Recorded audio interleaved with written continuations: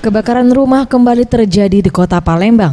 Kali ini menimpa 3 rumah semi permanen dan kayu yang berada di lorong Masjid 2 Jalan Kapten Arifai, Kelurahan 26 Ilir Palembang.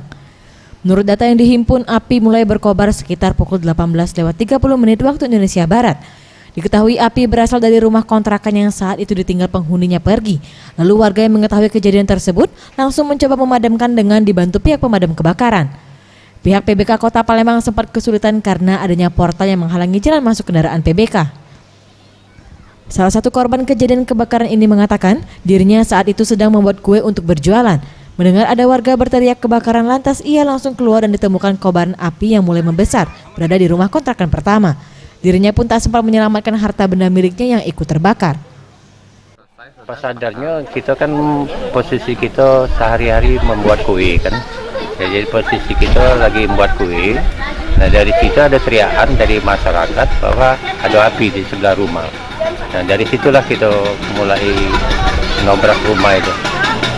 Sekitar jam berapa Pak? Itu sekitar jam 7 kurang seperempat malam.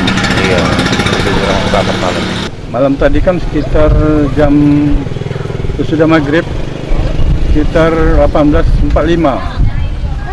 Masyarakat kan ribut di luar, teriak api. Tanya di mana api? Di lorong Masjid 2. Masjid 2 belakang Batika. Oh iyalah. Langsung ke sini kan.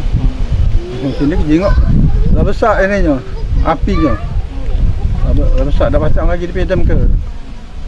Masyarakat bahu-bahu kan langsung motongi ini ledeng. Pipa ledeng dia dipotong, ditadai banyu, pakai ember kan. Tak ada korban jiwa pada kejadian kebakaran ini dan saat ini pihak kepolisian masih terus melakukan penyelidikan penyebab kebakaran ini terjadi.